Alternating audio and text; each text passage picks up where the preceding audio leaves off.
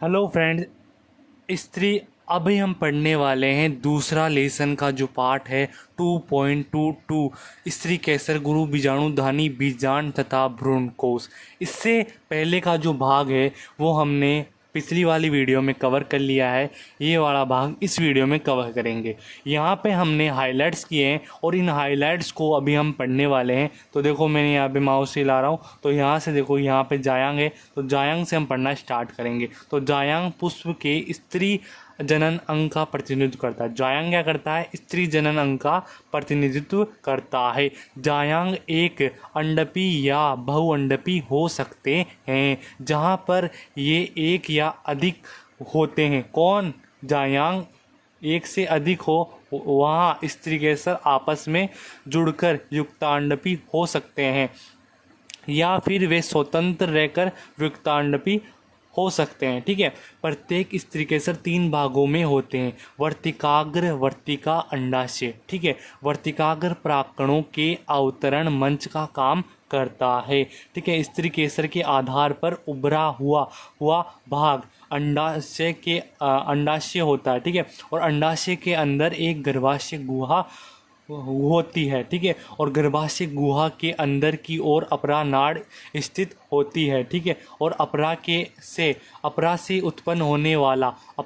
उत्पन्न होने वाली दीर्घ बीजाणुधानी सामान्यतः बीजांड कहलाती है। अब हम पढ़ने वाले हैं गुरु बीजाणुधानी, यानी कि इसके अंदर क्या पढ़ेंगे कि बीजांड एक छोटी सी संरचना है जो कि एक व्रंत द्वारा अपरा से जुड़ती है। और ये भी आप पढ़ लेना, बीजवंत, ये भी आप पढ़ सकते हैं कि ठीक है। लेकिन मैं कंफ्यूज ना हो इसलिए मैंने ये आपको डायरेक्ट बताया। ठीक है। आओ नीचे आते हैं। ठीक है। बीजवंत बीजांड व्रंत नाभिका नामक क्षेत्र में जुड़ता है। अतः नाभिका बीजांड एवं बीजवंत के संधि बिंदु का प्रतिनिधित्व करती है। प्रत्येक बीजांड में 1 या 2 अध्यावरण नामक संरक्षक आवरण होते हैं। देखो, केवल बीजांड द्वार नामक आयोजित छोटे से रंध्र को छोड़कर अध्यावरण बीजांड को चारों तरफ से घेरा रहता है। बीजांड द्वारी सिरे के ठीक विपरीत निभाग होता है, जो बीजांड के आधारी भाग का प्रतिनिधित्व करता है। और यहाँ पे देखो, अध्यावरणी से घिरा हुआ कोशिकाओं का एक पुंज होता है जिसे बीजांडकाय कहते हैं।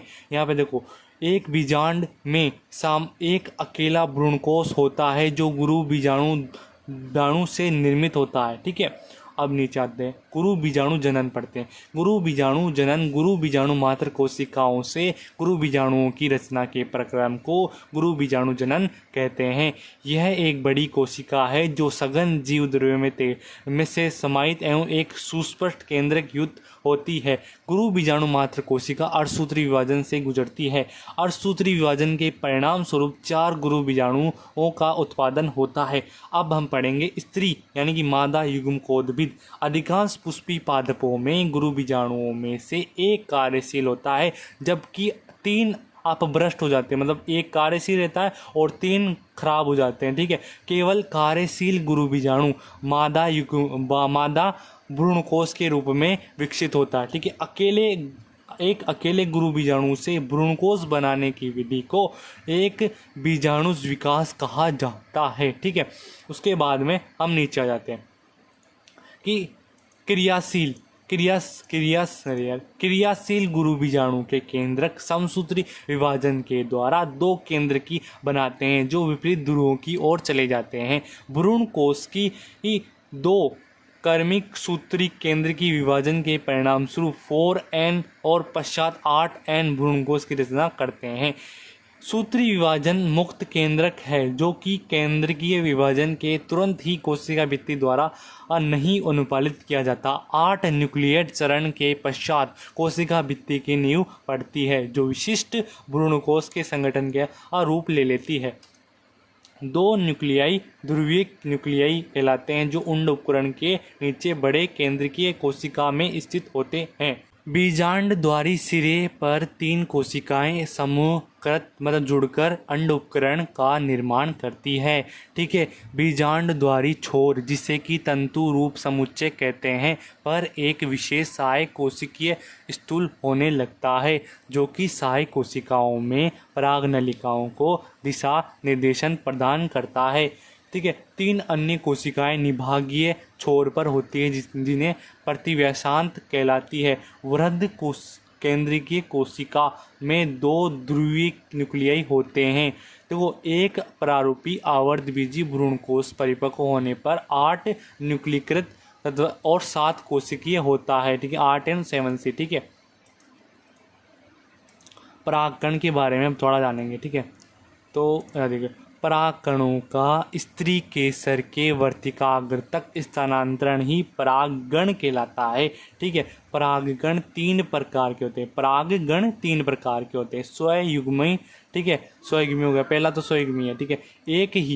एक ही पुष्प में परागकोश से वर्तिकाग्र तक परागकणों का स्थानांतरण स्वयुग्मन होता है। ठीक है। पुष्पों में स्वयुग्मन पराग एवं वर्तिकाग्र की विमुक्ति के लिए क्रमशः समकालिता की आवश्यकता होती है और साथ ही परागकोश एवं वर्तिकाग्र एक दूसरे के पास अवस्थित होना चाहिए। ठीक है। वायोला ऑक्जेलिस कोमिलिना 2 प्रकार के पुष्प पैदा करते हैं, अनुन्मीलिय और उन्मीलिय। अनुन्मीलिय पुष्प अन्य प्रजाति के पुष्प के समान ही होते हैं जिनके परागकोश एवं वर्तिकाग्र अनावर्त होते हैं, मतलब ढके हुए नहीं होते हैं। और अनुन्मीलिय परागणी पुष्प कभी भी अनावर्त नहीं होते, मतलब कि हमेशा ढके हुए होते हैं। ठीक है। अनुन्मीलिय पुष्प सदैव स्वयुग्मन करते हैं, मतलब अनुन्मीलिय पुष्पों में स्वयुग्मन होता है क्योंकि इनके अंदर वर्तिकाग्र परपरागण का कोई मौका ही नहीं मिलता, इसलिए अनुन्मीलिय परागणी पुष्पों में सदैव स्वयुग्मन ही होता है। ठीक है। उसके बाद में देखो अनुन्मीलिय पुष्प सुनिश्चित रूप से बीज पैदा ही करते हैं। ठीक है। और सजातीय परागण आप पढ़ेंगे।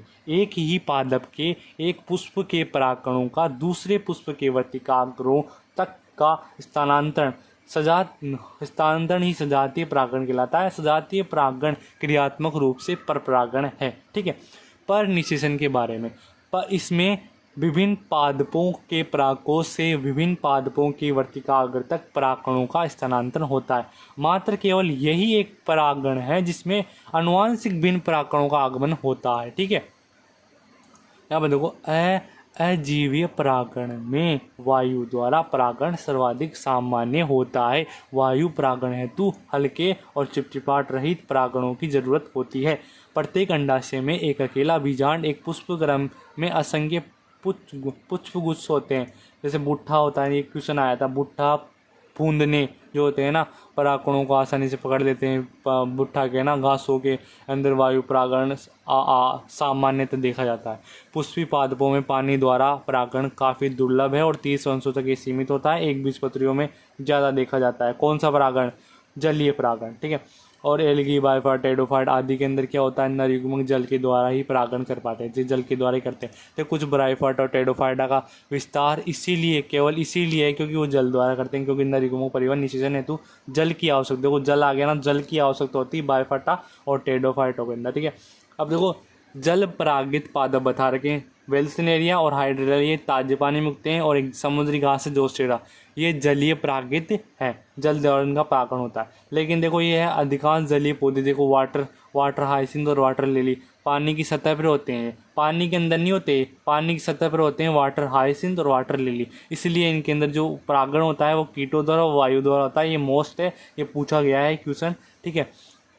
मैं आपको बता दूं यहाँ पे। और देखो वेल्सिनेरिया लंबे डंठल की तरह होते हैं, आप डायरेक्ट याद रखो वेल्सिनेरिया के अंदर जल द्वारा परागण होता है आपको। और जो समुद्री घास ग्रासेस है ये पानी की सतह के नीचे होता है, इसके अंदर भी जल द्वारा परागण होता है। यहाँ पर देखो जल परागित जो पुष्प होते हैं उनको परागणों को पानी से बचाने के लिए एक गीला श्लेष्म आवरण पाया जाता है जो परागणों की पानी से सुरक्षा करता है। देखो मधुमक्खियाँ, भौरे, तितलियाँ, बर्र, चिट्टियाँ, सलब, कीट, पक्षी है ना।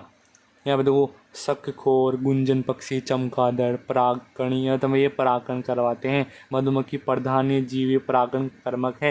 यहाँ पे देखो वानरागण जैसे लीमर, लेम्यूर, वृक्षवासी, शाखा चीर, कृतंक की सरीसृप की को छिपकली, उपवन छिपकली परागण के लिए सक्रिय पाए जाते हैं। ठीक है। परागण के लिए सक्रिय भाई देखो यहाँ पे थोड़ा सा कुछ प्रजातियों में देखो पुरस्कार तो देना ही पड़ता है ना। देखो अमोर्फोफेलस जो होता है ना, इसका जो पौधा है ना वो 6 फुट का होता है और ये सहसंबंध होता है सलभ की प्रजाति के साथ। युक्का पादप के बीच होता है जहाँ दोनों प्रजातियाँ सलभ और पादप बिना एक दूसरे के अपना जीवन पूरा ही नहीं कर सकती। इसमें सलभ अपने अंडे पुष्प के अंडाशय के कोष्ठक में देती है, जबकि इसके बदले में वह सलभ द्वारा परागित होता है। सलभ का लार्वा अंडे के से बाहर तब आता है जब बीज विकसित होना प्रारंभ कर देता है। ठीक है, यहाँ पे देखो भई प्रजनन लिखते हैं, हमें क्या देखोगे कि स्वपरागण के फलस्वरूप प्रजनन अंत प्रजनन अवनमन होता है। यहाँ पे देखो एक लिंगीय पुष्पों का उत्पादन। देखो एक लिंगीय पुष्प, देखो अरंड मक्का ये उभयलिंगाश्री होते हैं। अरंड और मक्का उभयलिंगाश्री होते हैं, इनके अंदर स्वपरागण को रोका जाता है और नहीं सजातीय परागण को, मतलब स्वपरागण को रोकते हैं, सजातीय परागण को नहीं रोकते। ठीक है, ये देखो पपीता, नर और मादा पुष्प अलग अलग होते हैं। देखो पपीता के अंदर नर और मादा अलग अलग होते हैं, इसलिए इसे एक लिंगाश्री पुष्प कहते हैं। ये परिस्थिति स्वपरागण सजातीय परागण दोनों को ही अवरोधित करता है, यानी कि रोकता है। ठीक है, पराग स्त्रीकेसर संकर्षण, ये इसके अंदर ये होता है कि परागकण बिल्कुल सही प्रकार से परागकणों का स्थानांतरण सुनिश्चित नहीं करता है। इसलिए जो परागकण स्त्रीकेसर संकर्षण है ये पहचानता है कि भाई सही पौधे के पास, भाई पपीता का परागकण पपीता के पास ही पहुँचे और अरंड का अरंड के पास ही पहुँचे। अगर अरंड का पपीता के पास पहुँचा जाता है तो ये निषेचन करने ही नहीं देता है, इसलिए ये प्रक्रिया होती है। स्त्री केसर में ये क्षमता होती है कि वह पराग को पहचान सके और उसी वर्ग के पराग से मिला सके। देखो मैंने कहा था ना, और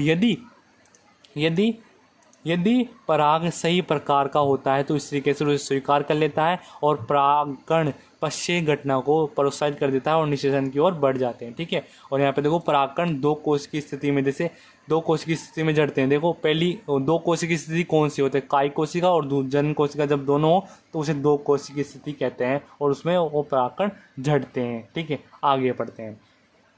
3 कोश की स्थिति में जो झड़ते हैं ना, वहाँ परागनलिका की शुरुआत से ही 3 कोश की स्थिति में जो परागकण झड़ते हैं वहाँ पे शुरुआत से ही परागनलिका 2 नरीगुमों को लेके जाती है। ठीक है, यहाँ पे जो मोस्ट लाइन है वो यहाँ पे वो ये मोस्ट है, यहाँ से क्वेश्चन आएगा और आ सकता है। देखो पिछले साल आया है, मेरे को ऐसे लग रहा है, मैं आपको झूठ तो नहीं बोलूँगा, लेकिन मुझे ऐसा लग रहा है कि मैंने कहीं क्वेश्चन देखा था, लेकिन आपको बताना जरूरी है। केवल अपेक्षित परागों का उपयोग परागण के लिए किया जाएगा। ठीक है, केवल बोरावसन तकनीक की विपुंसन तकनीक द्वारा पाई जा सकती है। यदि कोई मादा जनक द्विलिंगी पुष्प धारण करता है तो परागस्फुटन से पहले उसमें कलिका परागकोश के निष्पादन हेतु चिमटी का इस्तेमाल आवश्यक होता है और इस चरण को विपुंसन कहते हैं। यहाँ पर देखो यहाँ पे विपुंसन पुष्पों को उपयुक्त आकार की थैली से आवर्त किया जाना चाहिए, सामान्यतः बटर पेपर, पतला कागज होता है। इससे क्या होता है, हवा भी आती रहे और अवांछित परागण से भी बचाया जा सके। ठीक है, और प्रक्रम को बैंगी या बोरावसन कहते हैं। ठीक है, आ जाओ आगे। अब दोहरा निषेचन है जो अगली वीडियो में पढ़ेंगे, अगली वीडियो देखना मत भूलिएगा दोस्तों। Thank you.